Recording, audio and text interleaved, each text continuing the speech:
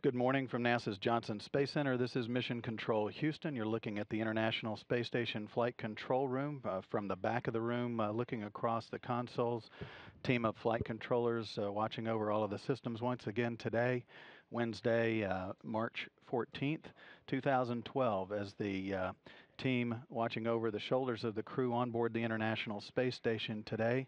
The flight director on duty once again for the shift is Royce Renfrew. He's overseeing this team, which has been on console since about 7 o'clock this morning. The team will support the International Space Station Expedition 30 crew until about 3:30 this afternoon Central Time.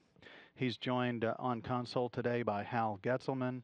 Hal is serving as the spacecraft communicator, the Capcom, providing all of the voice link between the flight control team and the crew aboard the International Space Station.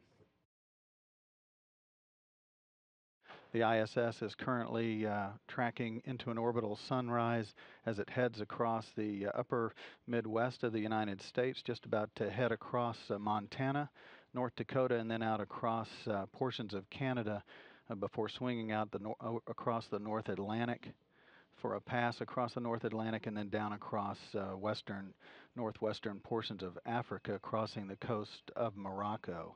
From this vantage point, the station is circling the Earth every 92 minutes at an altitude of about 240 statute miles, offering an orbital sunrise and sunset to the crew on board the station about every 45 minutes or so. That crew made up of Expedition 36-member crew, commanded by astronaut Dan Burbank. His two colleagues that arrived at the station back in November of 2011 are Anton Shkaplerov and Anatoly Ivanishin, two Russian cosmonauts. Those three have been aboard the station now for 121 days. They've been in orbit for 123 days. They plan to return home in late April. The other three crew members that make up Expedition 30, Russian cosmonaut Oleg Kononenko and astronaut Don Pettit, along with André Kuipers from the Netherlands. Those three crew members have been aboard the station for 83 days today, and they've been in space for 85 days.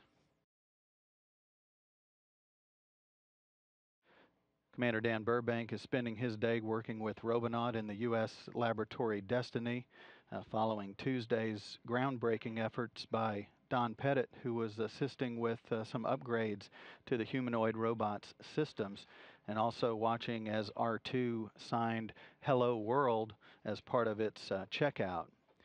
Pettit today, Wednesday, focuses on medical experiments and in-flight maintenance activities associated with routine hardware and other equipment that is part of the elaborate environmental control and life support system on board the station.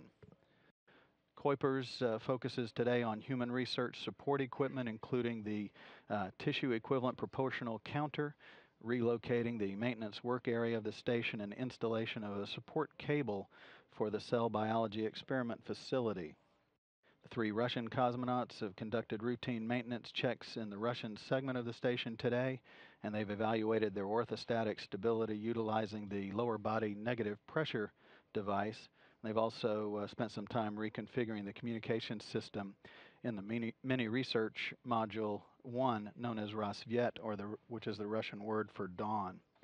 So all of that activity translates into a busy Wednesday aboard the International Space Station for the Expedition 30 crew. They will wrap up their day and head to bed about 4:30 in the afternoon Central Time. Their typical day begins with a wake-up call on board about 1 a.m.